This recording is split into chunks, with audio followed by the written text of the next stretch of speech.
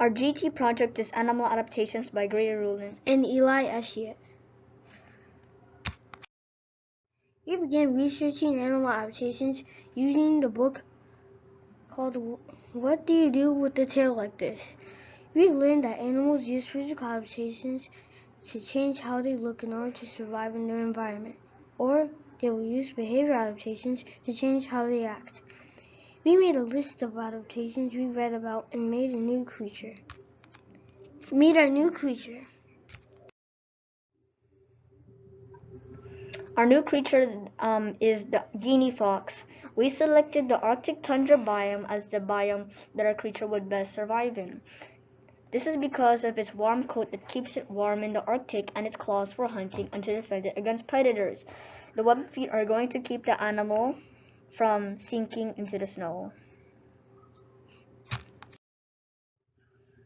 We selected the Arctic tundra biome to further our research.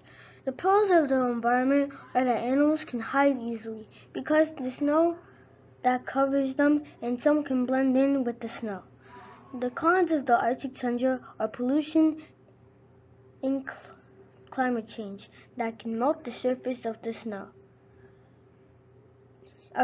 The first question we came up with was, do animals in the Arctic tundra have enough food to eat in their biome?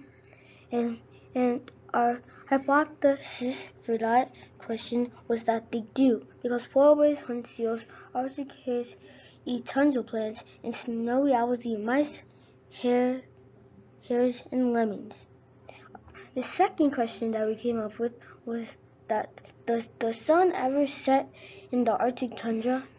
And our hypothesis for that question was that the sun never sets in the Arctic tundra, and this may affect the animals there somehow. Researching animal survival. We researched 3 animals that can survive in the Arctic tundra. They are the Arctic hare, the Arctic the Arctic fox, the Arctic hare, and the snowy owl.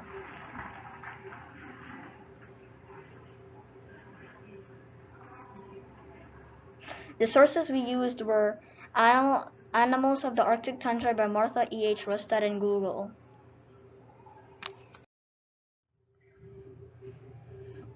This slide is about the Arctic fox. The Arctic fox survives because it has several adaptations that allows it to survive. They live in a cold habitat with fur that conserves body heat to regulate the body temperature of the fox. They conserve heat from their coats and tails. Their needs are met by eating rodents and lemmings. In the future, they will probably become endangered due to pollution and global climate change. Our next creature that we researched about is the Arctic hare. The white fur helps camouflage the hare in the winter. In different seasons, they eat berries, buds, leaves, and bark. They also eat woody plants like roots and willow twigs. In the future, the Arctic hare will probably become endangered due to pollution. Their needs are met by eating a few kinds of tundra plants. Last but not least, the snowy owl. Snowy owls can survive because they are homotherms, which allow them to regulate their internal temperature. A homeotherm is an organism that maintains its body temperature at a constant level. Snowy owls have a strength, which is that they can fly. And their adaptations are gentle coloration, ear-like feather tufts, and massive yellow eyes. Snowy owls' needs are met because they have a lot of flying space that they can fly in. In the future, they could be affected by climate change. Thank you for listening to our GT project.